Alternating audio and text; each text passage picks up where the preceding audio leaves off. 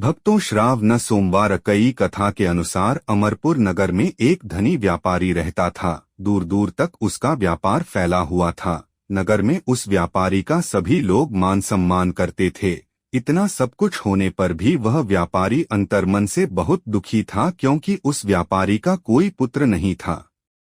दिन रात उसे एक ही चिंता सताती रहती थी, उसकी मृत्यु के बाद उसके इतने बड़े व्यापार और धन संपत्ति को कौन संभालेगा।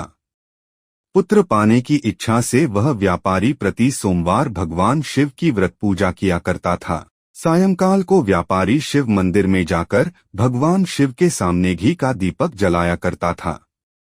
उस व्यापारी की भक्ति देखकर एक दिन पार्वती ने भगवान शिव से कहा, हे प्राणनाथ, यह व्यापारी आपका सच्चा भक्त है।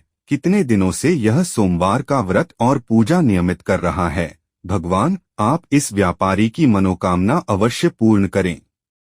भगवान शिव ने मुस्कुराते हुए कहा, हे पार्वती, इस संसार में सबको उसके कर्म के अनुसार फल की प्राप्ति होती है। प्राणी जैसा कर्म करते हैं, उन्हें वैसा ही फल प्राप्त होता है।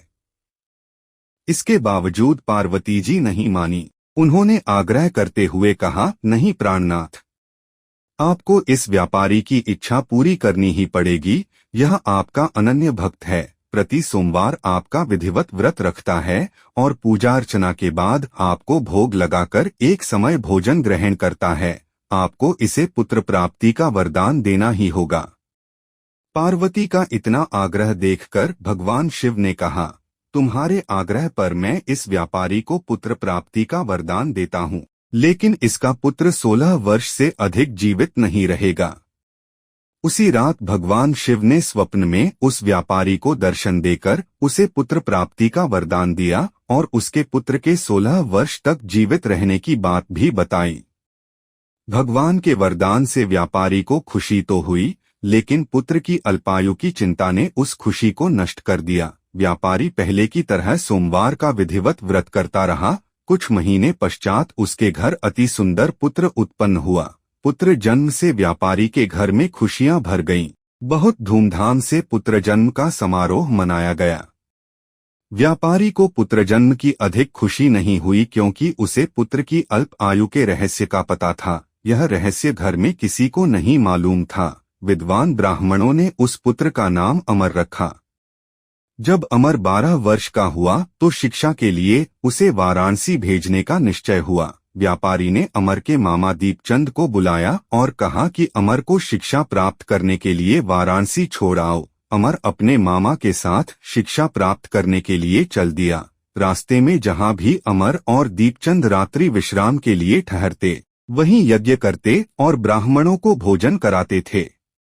लंबी यात्रा के बाद अमर और दीपचंद एक नगर में पहुंचे। उस नगर के राजा की कन्या के विवाह की खुशी में पूरे नगर को सजाया गया था। निश्चित समय पर बारात आ गई, लेकिन वर का पिता अपने बेटे के एक आंख से काने होने के कारण बहुत चिंतित था। उसे इस बात का भय सता रहा था कि राजा को इस बात का पता चलने पर कहीं वह विवाह से इनकार न कर दें, इससे उसकी बदनामी होगी। वर के पिता ने अमर को देखा तो उसके मस्तिष्क में एक विचार आया। उसने सोचा, क्यों न इस लड़के को दूल्हा बनाकर राजकुमारी से विवाह करा दूं। विवाह के बाद इसको धन देकर विदा कर दूंगा और राजकुमारी को अपने नगर में ले जाऊंगा। वर के पिता ने इसी संबंध में अमर और दीपचंद से बात की। दीपचंद ने धन मिलने के लालच में वर के पिता की बात स्वीकार कर ली। अमर को दूल्हे के वस्त्र पहनाकर राजकुमारी चंद्रिका से विवाह करा दिया गया। राजा ने बहुत सा धन देकर राजकुमारी को विदा किया।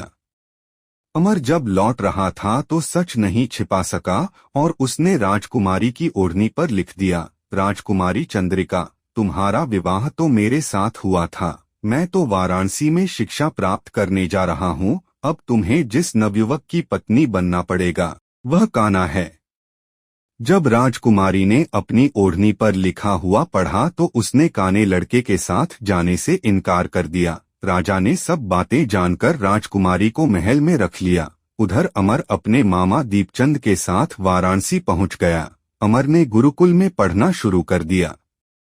जब अमर की आयु 16 वर्ष पूरी हुई तो उसने एक यज्ञ किया। यज्ञ की समाप्ति पर ब्राह्मणों को भोजन कराया और खूब अन्न वस्त्र दान किए। रात को अमर अपने शयन कक्ष में सो गया। शिव के वरदान के अनुसार शयनावस्था में ही अमर के प्राण पखेरु उड़ गए। सूर्योदय पर मामा अमर को मृत देखकर रोने पीटने लगा। आसपास के लोग भी एकत्र होकर दुख प्रकट करने लगे। मामा के रोने विलाप करने के स्वर समीप से गुजरते हुए भगवान शिव और माता पार्वती ने भी सुने। पार्वती जी ने भगवान से कहा, प्राणनाथ, मुझसे इसके रोने के स्वर सहन नहीं हो रहे, आप इस व्यक्ति के कष्ट अवश्य दूर करें। भगवान शिव ने पार्वती जी के साथ अदृश्य रूप में समीप जाकर अमर को देखा तो पार्वती जी से बोले, पार्वती, यह तो उसी व्यापारी का पुत्र है। मैंने इसे 16 वर्ष की आयु का वरदान दिया था, इसकी आयु तो पूरी हो गई। पार्वती जी ने फिर भगवान शिव से निवेदन किया, हे प्राणनाथ, आप इस लड़के को जीवित करें, नहीं तो इसके माता पिता पुत्र की मृत्यु के कारण रो रो कर अपने प्राणों का त्याग कर देंगे। इस लड़के का पिता तो आपका परम भक्त है, वर्षों से सोमवार का व्रत करते हुए आपको भोग लगा रहा है। पार्वती के आग्रह करने पर भगवान शिव ने उस लड़के को जीवित होने का वरदान दिया और कुछ ही पल में वह जीवित होकर उठ बैठा।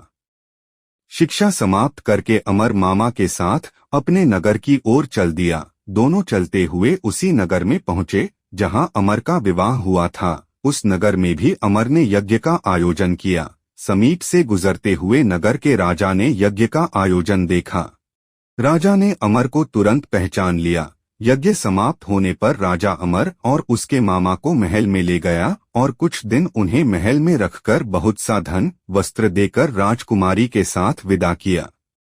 रास्ते में सुरक्षा के लिए राजा ने बहुत से सैनिकों को भी साथ भेजा। दीपचंद ने नगर में पहुंचते ही एक दूत को घर भेजकर अपने आगमन की सूचना भेजी। अपने बेटे अमर के जीवित वापस लौटने की सूचना से व्यापारी बहुत प्रसन्न हुआ। व्यापारी ने अपनी पत्नी के साथ स्वयं को एक कमरे में बंद कर रखा था। भूखे प्यासे रहकर व्यापारी और उसकी पत्नी बेटे की प्रतीक्षा कर रहे थे। उन्होंने प्रतिज्ञा कर रखी थी कि यदि उन्हें अपने बेटे की मृत्यु का समाचार मिला तो दोनों अपने प्राण त्याग देंगे। व्यापारी अपनी पत्नी और मित्रों के साथ नगर के द्वार पर पहुंचा। अपने बेटे के विवाह का समाचार सुनकर पुत्रवधू राजकुमारी चंद्रिका को देखकर उसकी खुशी का ठिकाना न रहा। उसी रात भगवान शिव ने व्यापारी के स्वप्न में आकर कहा, हे श्रेष्ठी, मैंने तेरे सोमवार के व्रत करने और व्रत कथा सुनने से प्रसन्न होकर तेरे पुत्र को लंबी आयु प्रदान की है। व्यापारी बहुत प्रसन्न हुआ। सोमवार का व्रत करने से व्यापारी के घर में खुशियां लौट आईं। शास्त्रों में लिखा है कि जो स्त्री पुरुष सोमवार का विधिवत व्रत करते और व्रत कथा सुनते हैं, उनकी सभी इच्छाएं पूरी होती हैं।